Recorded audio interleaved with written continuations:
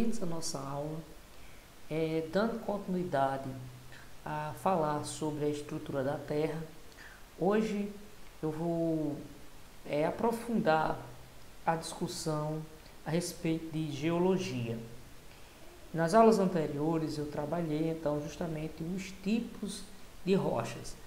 Então foi mencionado, a importância econômica das rochas, principalmente no aspecto para a prática da mineração.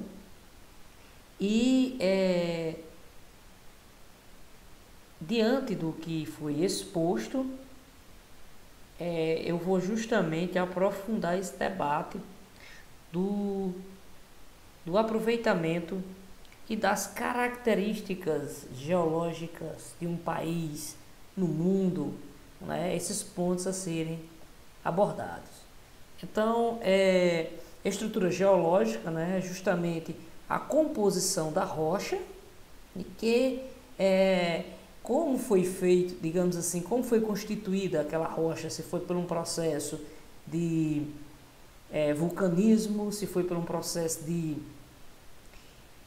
deposição de sedimentos, Então, baseado nessa composição de formação de rochas, que ao longo do tempo geológico de milhões e milhões de anos, nós vamos estabelecer justamente as diferentes estruturas geológicas que formam a litosfera.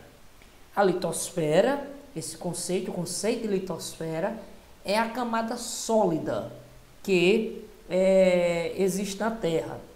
A Terra, para a existência de vida, existem as seguintes esferas, litosfera, que é a camada sólida, a hidrosfera, que é o aspecto líquido do nosso planeta, e a atmosfera, que é a composição gasosa do nosso planeta.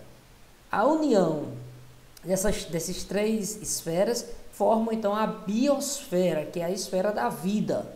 Então, sem a existência dessas três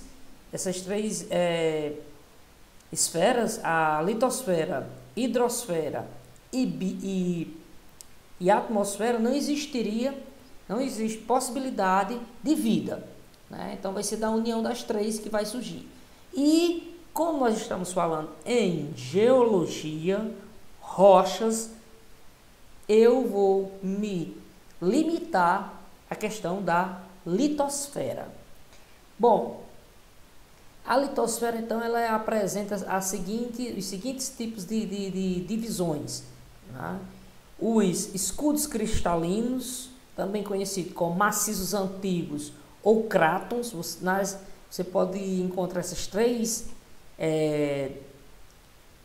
definições, que é justamente o que são justamente os crátons ou escudos cristalinos. São compostos por rochas cristalinas, aquelas rochas que se formaram do resfriamento do magma, ou também de rochas metamórficas, constituindo estruturas resistentes e rígidas, geralmente muito antigas, datada da era geológica pré-cambriana, certo? Bom, as bacias sedimentares é justamente aquelas áreas onde foi depositados sedimentos ao longo de milhões de anos, da destruição desses escudos cristalinos ao longo de milhões de anos. Os seus sedimentos foram sendo depositados em áreas mais baixas do planeta e formaram as bacias sedimentares. Essas rochas, então nós podemos dizer que essas bacias sedimentares, formadas por rochas sedimentares, elas são rochas mais recentes, rochas mais novas, do que as encontradas nos crátons, nos escudos cristalinos. E por último nós temos então justamente os dobramentos modernos. Esses dobramentos modernos são formações geológicas datadas já na era Cenozoica, e são dobramentos, são formações geológicas recentes, né, que correspondem às maiores elevações do nosso planeta, como por exemplo a Cordilheira dos Andes, a Cordilheira do Himalaia. Então essas formações aqui não existem no Brasil. O Brasil não tem grandes elevações, ou seja, o Brasil tem uma estrutura geológica antiga, né? Então daí porque o Brasil tem uma estrutura, é privilegiado no aspecto de não sofrer com problemas de vulcanismo, de tectonismo, né, que leva a terremotos. Então isso aí não existe no Brasil. Você pode dizer, não, mas eu vi uma reportagem que lá em São Francisco do Oeste aconteceu um tremor. É verdade, né? Presenciamos esses fenômenos. Porém, isso é de uma magnitude não significante, né? Não preocupa. É diferente das áreas onde acontecem terremotos de grande magnitude, né? Como o Chile, o México, né? Que aí geralmente leva a grandes catástrofes. Bom, aqui eu trago um mapa para vocês, mostrando as áreas onde tem dobramentos modernos, onde tem crátons. Esses crátons também é a mesma coisa de escudos cristalinos, certo? E bacias sedimentares. Observem bem que a parte onde está o Brasil não tem dobramentos modernos. Dobramentos modernos está justamente nas áreas onde tem grandes elevações. Aqui, ó, Cordilheira dos Andes é justamente essa área, não é? A Cordilheira do Himalaia, olha, onde tem aí o pico o Monte Everest, né? Perdão, o Monte Everest, com 8.848 metros de altitude, a maior elevação do planeta Terra, né? Centenas de pessoas já morreram tentando escalar essa montanha. Então, é aqui, ó. Então, justamente, o Brasil não tem grandes elevações. Por quê? Porque o nosso relevo, nossa estrutura geológica é antiga. E, devido a não termos processos de tectonismo que levam ao levantamento do relevo, que eu vou explicar mais na frente, né? Então, o Brasil tem um relevo baixo. Aqui uma visão mais horizontal, né, do que é um dobramento moderno, observe bem, né? Um cráton, que é justamente aqui, é uma formação geológica, né, formada por rochas cristalinas, certo? Porém, né, já é uma estrutura antiga que foi muito rebaixada. O que significa dizer? Então aqui, ó, ao longo de milhões de anos, essa estrutura que um dia foi uma grande montanha, né, ela foi sendo destruída por forças externas. Eu vou explicar mais na frente o que são essas forças externas. E essa destruição, ela vai sendo fragmentada, vai sendo quebrada. Esses fragmentos vão sendo depositados nas áreas mais baixas e formam aqui justamente as bacias sedimentares. Olha, essas áreas aqui é justamente da destruição dos dobramentos modernos e dos crátons. Essas áreas aqui vão depositando sedimentos e formando bacias sedimentares, que esse tipo aqui de rocha é uma rocha muito rica. Essas bacias sedimentares são muito ricas em estruturas geológicas, muito ricas em recursos como água, encontrado, né, recursos como aquíferos, certo? Petróleo, gás natural, carvão mineral. Essas áreas aqui de bacias sedimentares é onde nós encontramos esses tipos de recursos, são muito importantes. Então, você não vai encontrar petróleo, uma jazida de petróleo, em uma área cristalina. Não, só existe regiões para ser explorado petróleo em bacias sedimentares, certo? Avançando aqui, então aqui é uma divisão da litosfera. Bom, o relevo, né?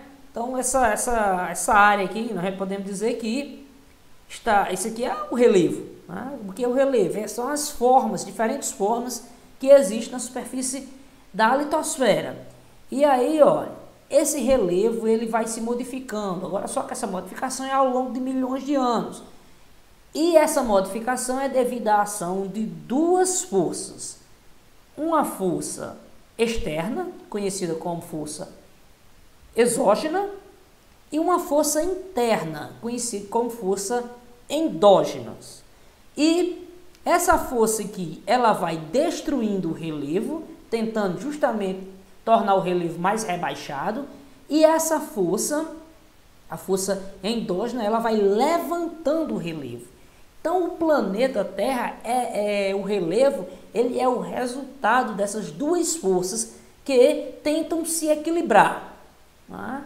Uma levantando o relevo e a outra destruindo.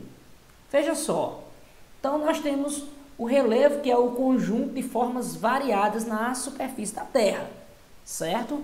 Dessa aí nós temos então a composição geológica.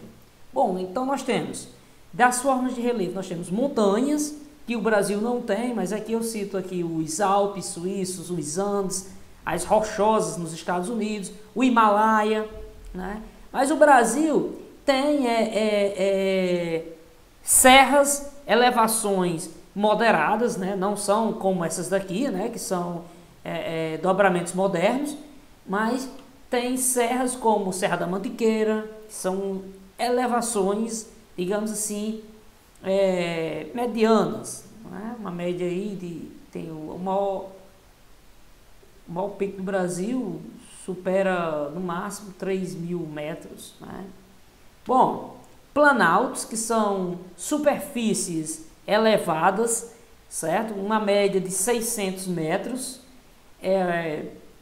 com ondulações suaves, delimitadas por escarpas e constituem, né, declives, nos quais o processo de destruição supera o de construção, ou seja, a ação exógena destruindo os planaltos, ela é superior, ela é mais acelerada do que o processo de construção, certo? Então os planaltos são formações elevadas, mas são formações mais suaves, não tem aqueles grandes picos, como vocês veem nas grandes montanhas.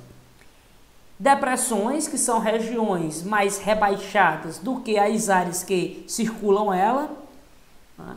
E as planícies, que são superfícies relativamente planas, formadas por rochas sedimentares, geralmente da deposição de sedimentos que vêm de áreas onde está localizado rios ou áreas costeiras. Veja só, as forças endógenas são essas forças aqui, olha, são forças horizontais, certo? Geralmente elas são violentas porque estão associadas a movimentos de terremotos, de vulcanismo, certo? E elas exercem essa pressão horizontal, ela é exercida de tal forma que ela provoca fraturas na crosta terrestre. Então, dependendo da estrutura geológica, se for rochas com constituição plástica, forma uma dobra. Se for rochas com uma constituição rígida, ela se fratura, né? E forma aqui, ó, por exemplo, né, você tem aqui, ó, essas fraturas, como eu exponho para vocês. Tá? As forças endógenas são movimentos conhecidos como movimentos epirogenéticos.